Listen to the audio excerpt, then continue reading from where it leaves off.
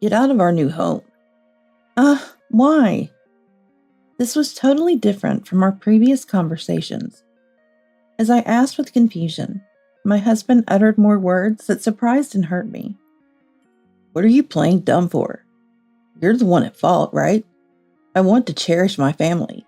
It's because you've been harassing Mom and my sister-in-law, Anne, isn't it? I didn't do anything like that.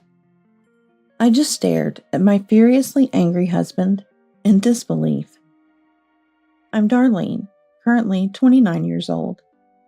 I have a husband named Carlisle, who is 6 years older than me. I've always been good at studying, and I put my natural serious to good use in planning my way through college and job hunting.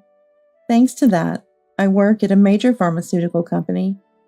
I met Carlisle through a friend's introduction.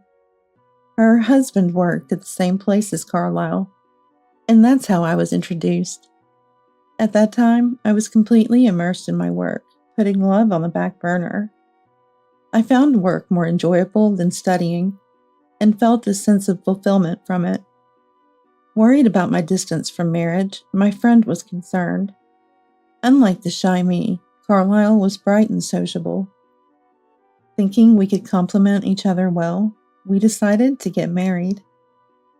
When it came to living together, both Carlisle and I, having above-average incomes, decided to keep our finances separate except for shared expenses. Both the wedding and our married life started off smoothly, but there was one problem. It was my relationship with my mother-in-law, Iris. To put it bluntly, Iris disliked me. A woman working so much is indecent. I can't believe you keep separate finances as a married couple. She would constantly nag and complain about my job or our marriage, even about where we lived or the wedding. Isn't that a bit too luxurious? Things were different in my time. She would find reasons to berate me, making my already busy life even more exhausting. With no choice but to listen silently, consulting with my husband Carlisle only. I think Mom's just lonely, since Dad's gone and she's living alone now. Try to bear with it and keep her company. Despite the constant nagging and complaints in person or over the phone, Iris never called me over or came to our place uninvited, so I continued to endure. Despite these issues, our married life was peaceful. Then we began planning to buy our own home. We had discussed buying a house before marriage, deciding to do so before having children. The idea of living with Iris came up briefly, but I think Mom would probably refuse to live with us, Carlisle said, so we decided not to live with the difficult Iris. Meanwhile, I was worried about my own parents. Carlisle, if it's okay to live separately from Iris, can my parents live with us? My mom isn't very strong, and Dad's getting old, so I'm worried. It would be great if they could live with us so I can help them anytime. When I asked, Carlisle agreed. I think that's a good idea. We were planning to buy a bigger house anyway. Invite them over when the house is ready. I was a bit concerned about his distracted manner, but happy he agreed without further questions. My parents were thrilled when I told them about the living arrangement. Just in case, my husband informed Iris that my parents would be living with us in the new home. Immediately after, Iris contacted me. You're really selfish, deciding to live with your parents without consulting me. I'm sorry, we did consider living with you. That's enough. I refuse to live with a daughter-in-law like you. Though her words hurt, being refused was not an issue since we never intended to live together. While proceeding with the real estate agent, we lived in an apartment. One day, an unexpected visitor came to see our apartment. It was Anne. She had left her home due to her husband's infidelity and returned to her in-laws. I heard from Carlisle. I quit my job when I got divorced. I don't feel like working yet, but I need money to live. It seemed she came to borrow money after consulting Carlisle. When I went to call Carlisle, he came to the living room reluctantly. I understand, but I don't have any cash on hand right now. I was surprised and inadvertently raised my voice. Despite earning above average, the fact that he had no cash on hand seemed unnatural. I try not to carry cash around, Carlyle said, trying to evade the issue. But Anne, claiming she was in trouble, wouldn't leave easily. Mom's savings are low, and I can't even pay this month's rent. Can't you help out somehow? Carlyle glanced at me. I felt a momentary displeasure, but reluctantly decided to give her the money myself. Afterward, Anne checked the number of bills, left with a simple thank you, and went home right away. Later, I tried to talk to Carlyle about Anne and Iris's living situation, and when they would repay the money I had fronted. However, well, things are tough, aren't they? I'll pay back the money soon. We're living together after all. No need to rush. He responded too irresponsibly. As days passed with unease, Anne began to come by more frequently to borrow money.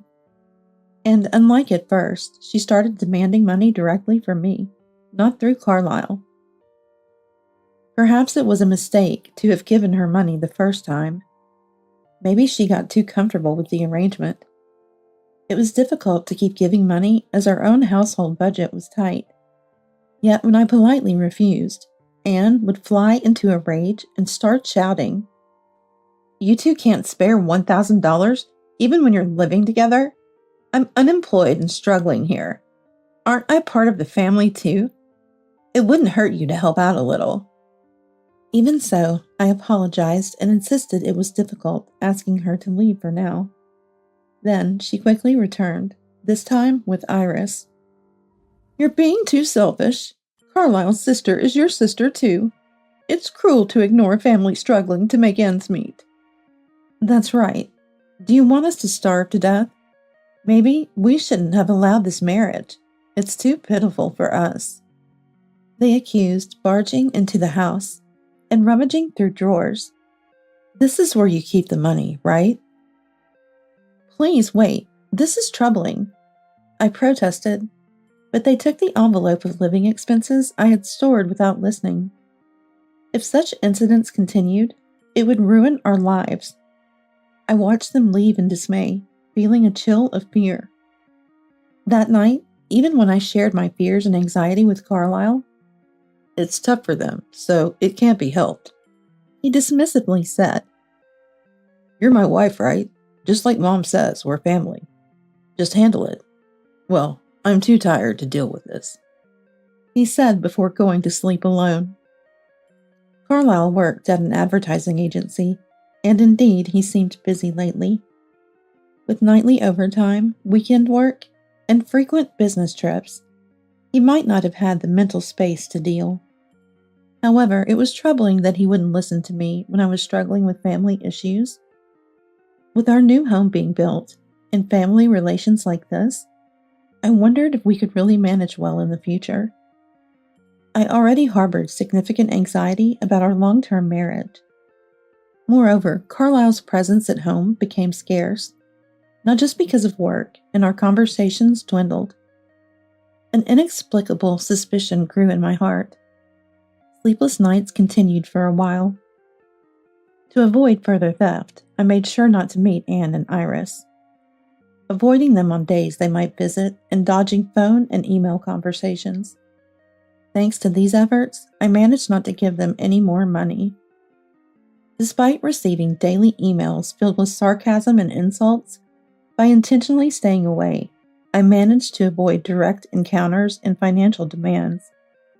The home construction progressed smoothly, and a few months later, the house was completely as planned, with both floors equipped with bathrooms and toilets.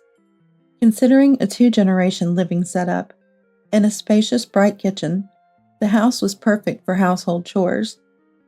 We planned to call my parents over after settling in, but just when we were ready to invite my parents, Carlyle dropped a shocking statement. "I've decided to live here with my family, so can you not call your parents? And you should leave too." Why? That was completely different from our previous discussions. As I asked in astonishment, My husband uttered more words that surprised and hurt me. Playing dumb now, are we? You're the one at fault, aren't you? I stared at my furious husband, completely dumbfounded. I don't know what you're talking about. I need you to explain it to me properly. You have been harassing Mom and Ann, despite them coming over. You chase them away. Don't answer their calls. Ignore their emails. Of course, I have no recollection of ever harassing anyone. It seems like Carlisle is misunderstanding something. I'm sorry if it seems that way, but we can't afford to give away more money. It's just a little help. Isn't money money? Can't you help a bit? Being asked for $1,000 every time? We have a mortgage to think about. We can't do this. My family is your family too. Don't you even want to help your own family? Why? Now you sound just like Iris and the rest. Sadness overflowed, and I couldn't help but tear up. Yet, without noticing my state, Carlisle slammed the table with a frown. You're pushing them too far. Both Mom and sister are hurt. They've become mentally fragile because of you. I never thought you could be such a terrible person. Wait, I just wanted to protect our household finances. If we keep giving them money, it'll affect our future. I'm sorry about Anne and Iris, but I think that's their problem. We can't keep meeting their unreasonable demands. I will protect my mother and sister. That's why I'm bringing them here to live with us. You've been pressuring my precious family, and you don't even understand how busy I am with work. I don't want to see your face anymore. Get out now. Carlisle yelled at me with exaggerated anger. I was taken aback for a while. You're the wife of this household. Shouldn't you be more devoted to me, this house, and my family? You're still working as much as before. Do you want your own money that badly? There is no point in getting married. Being bombarded with complaints one after another was exhausting. Indeed, the days without conversation had already broken the relationship between Carlisle and me. Furthermore, I've been refusing money requests from Iris and Anne. It's natural for the two who resent me to take his side. They probably want to take over our new home for themselves. And Carlisle, annoyed by me over work and personal issues, believed their claims and plotted to kick me out. It hurts to say it, doesn't it? He was my husband, whom I once loved. It's sad, painful, and incredibly frustrating to see our relationship fall apart like this. But on the other hand, I had been considering leaving Carlisle. I was fed up with him. He wouldn't listen or even look at me when he occasionally came home. And there were other reasons. As evidence, I had secretly prepared divorce papers. It's a shame our home, built with so much thought, has come to this.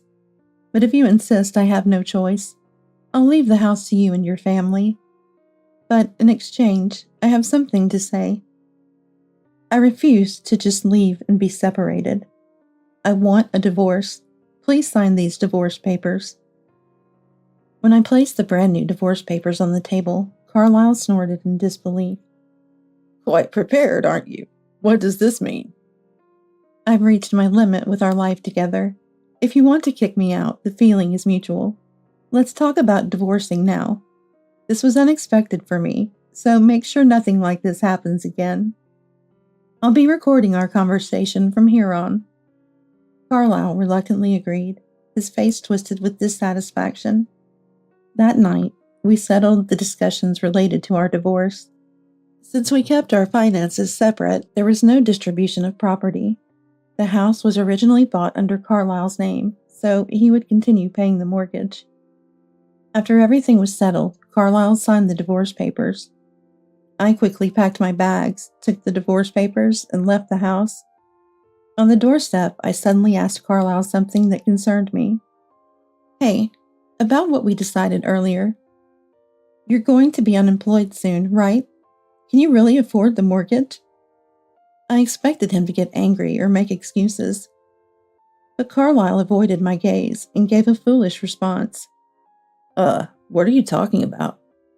His attempt to feign ignorance only deepened my disillusionment. Yes, I knew. Carlisle was about to be fired from the advertising agency where he worked. Despite his predicament, he feigned ignorance. His feigned ignorance made me go beyond anger to sheer disbelief. Dealing with his family became unbearable. But to me, he's already someone else. No more involvement. Let him do as he pleases. After all, I've already looked into his actions and taken steps ahead of time. Then I took my belongings and went back to my parents' house to start a new life. My parents were sad about my divorce, but accepted me warmly when I expressed my desire to support Dad and Mom. A calm life of commuting to work from my parents' house began. Then something happened. One day after work, I checked my phone and saw a ton of missed calls from Carlisle. Now my ex-husband, almost a stranger. What could he possibly want?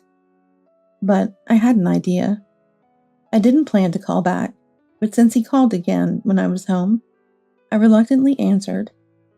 Darlene, don't you ignore my calls. I was at work, couldn't help it, so what do you want? I can't pay the mortgage. If this continues, I'll lose the house. Is that so? And? I responded indifferently, though I thought to myself, serves you right. That's what I said. Are you okay being unemployed? The bank contacted me. Mom and sister are ignoring it. I was deceived by them. His story was falling apart. I was fed up and had no words to return. Carlisle was a manager at an advertising agency, and I knew there were issues with his work attitude. His inappropriate behavior towards a female employee was problematic.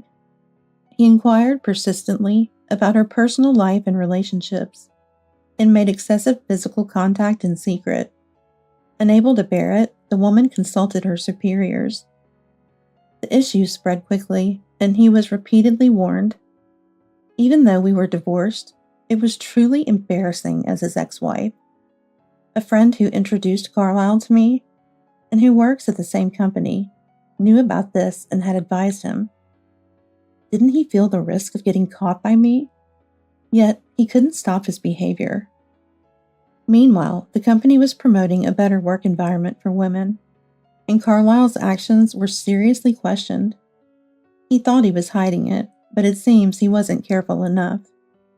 Eventually, after several meetings, and due to his egregious behavior, he was fired. I heard about this process from a friend. The day after we separated, Carlisle was officially notified of his dismissal. On the day we decided on divorce, he gave a foolish response when mentioned about being unemployed, probably unable to accept the reality of his firing, and wanted to brush it off.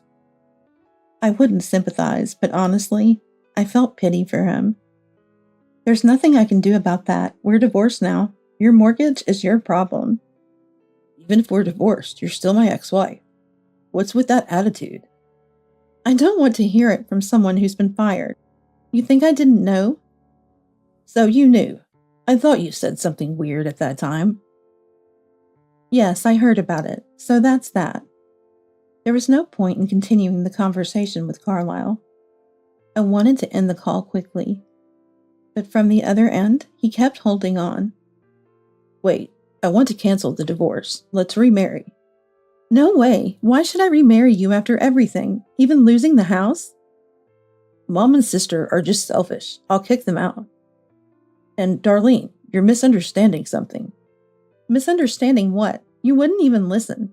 You weren't around, and then I found out you were cheating too. I could never marry someone like that again. That's not true. It's a misunderstanding. How could it be a misunderstanding? Didn't the lawyer tell you? I was the one who sent the lawyer to Carlisle. The investigation I had been conducting was about this. When Carlisle started working late and going on business trips more frequently, becoming distant from the family, I felt lonely and suspicious of his private life, so I secretly hired a detective. The results were damning. While I was being accused of harassment, he was out on late-night dates and trips with another woman. While I was troubled and hurt over his family, he was happily spending time with another woman. When I found out, the realization hit me, and I spent the whole night crying out of anger and helplessness. The unbearable relationship led me to bring up divorce. Right before the divorce, I consulted a lawyer with some evidence. I was claiming alimony for his infidelity. That's a setup, obviously. You just want the house back, right? What else are you dissatisfied with? Now you say that. The evidence I left with the lawyer clearly shows your infidelity. I'm telling you, it's not. Should I show more evidence then? There are more proofs of your cheating besides what I gave to the lawyer. Why won't you believe me? Because it's the truth. I couldn't help raising my voice, utterly sick of my ex-husband's foolish claims of innocence. Look, I really can't afford the house loan, and I'm in trouble. Marry me again and come back home. No way. Please, you're still working, right? I admit the misunderstanding. You weren't bullying Mom and Aunt. What? Bringing that up now. After all his complaining about me continuing to work and falsely accusing me of attacking Iris and Anne, he dares to say this now. Divorced and unemployed, Anne must have been asking for money. When you refused to protect our finances, even Mom joined in blaming you. Yes, but realizing it now is too late. I wanted you to understand back then. Who was enjoying time with his affair while I suffered because of those two? My bad. I admit it. Isn't that enough? Unfortunately, I can no longer trust you. My disgust for my ex-husband trying to worm his way back only grew. I was desperate to end the call. Please, I can't pay the loan without you. So you want to get back together for the money? Unbelievable. And you know what? It's not just the affair. I know why you were fired. Harassing a girl at work? And you didn't stop, even after warnings from your boss? I'm so disappointed in you. That's a misunderstanding. I would never do such a thing. That's why, even without you saying anything about the house, with all that's happened, I would have suggested divorce just the same.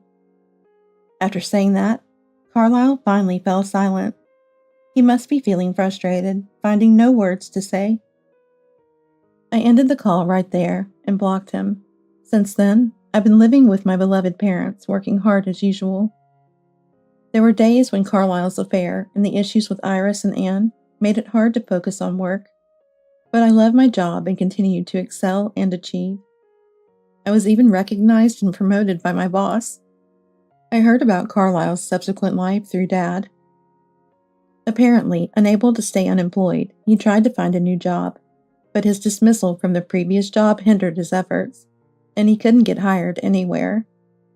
Now he's living on a low-wage part-time job, barely making ends meet. Without the ability to pay for a single-family home loan, Iris and Anne also had to start working part-time.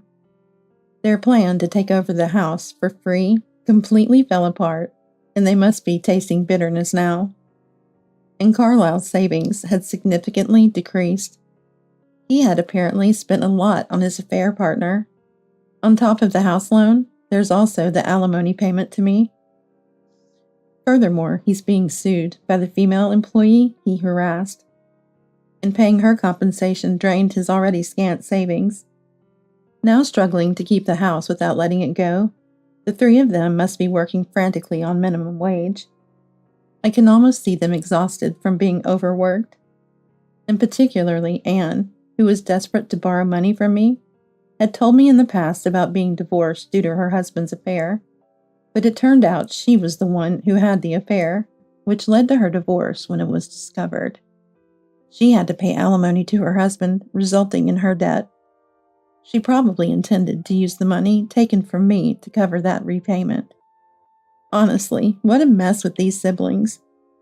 I regret getting involved with such a foolish family, but am glad I divorced and cut ties quickly. Several years later, this will finalize the contract. I thanked the real estate agent, planning my second home with my parents. A dream home more comfortable than the previous one, for us to live together. Thank you. This house is much nicer than the previous one. I'm glad we discussed this together. It's unfortunate about the marriage. But it's okay. I've forgotten about that fool. Mom, Dad, you're what's most important to me. Hearing me say this, my parents smiled happily. I'm starting a peaceful and happy life with my supportive parents. I'm very much looking forward to our new home being built.